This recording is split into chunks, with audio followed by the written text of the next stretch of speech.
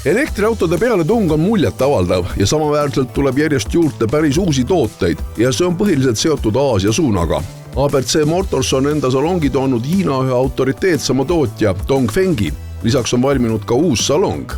Tegelikult oleme siin tegutsenud juba ammu, meil on siin ju Kere töökoda Paldiski maantee ääres, aga nüüd me ehitasime selle taha siis täiesti uue hoone ja kolisime siia augustis siis nüüd oma kasutud autode keskuse, mis enne oli Kadaka teel. Ja kuna siin on nüüd tõesti hästi suur müügisalong, siis mõtlesime, et võtame siia juurde ka natukene uusi autosid. Ja tundus huvitav projekt võtta müügile üks süke juba pika ajalooga Hiina autotootja nagu Dongfeng. Nad on tegelikult juba üle 50 aastasel autosid tootnud ja nad on selles mõttes niisugused kvaliteetsed tooted, et tundus huvitav ja nüüd on meil siin siis 4 erinevat brändi, mis on selle Dongfengi alambrändid ja kokku siis 14 erinevat mudelit ja järgmine aasta tuleb veel juurde. 14 erinevat mudelit.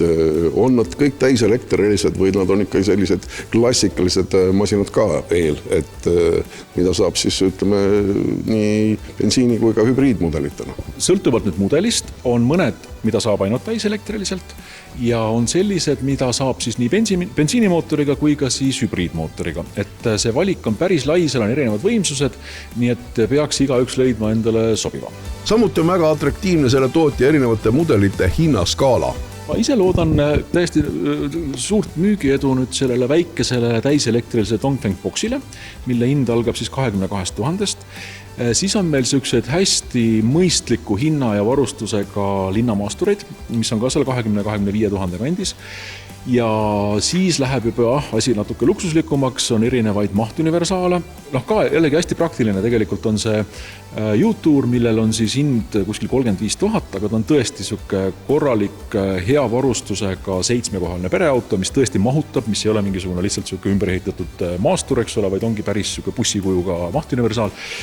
Ja no siis kerkivad need, ütleme, tipuhind on siis M-Hero selline 800 kilovatise võimsusega täiselektriline maastur, mis maksab kuni 170 000 eurot.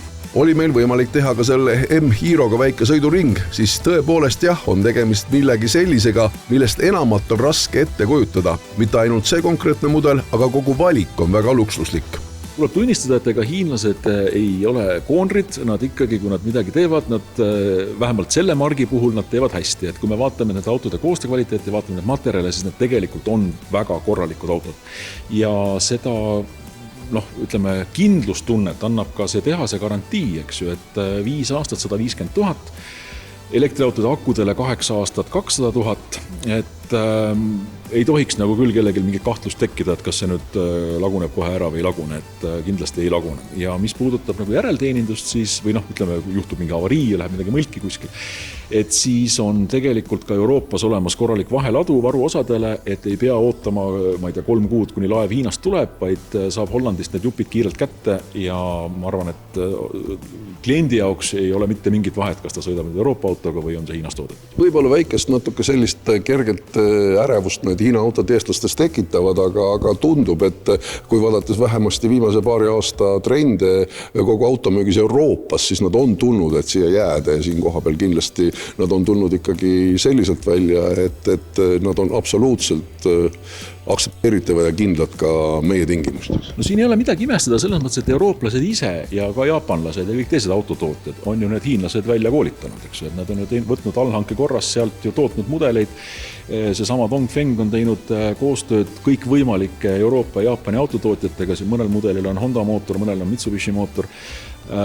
Ka täna toodetakse näiteks uus Nissan Navara tuleb samast Dongfengi tehasest mõlema märgiga, eks ole, sõltuvalt turust. Need ongi tegelikult need samad Euroopa autod. Siinkohal julgustan proovima, sest need masinad üllatavad ja võib arvata, et nende osakaal meie tänavapildis järjest suureneb.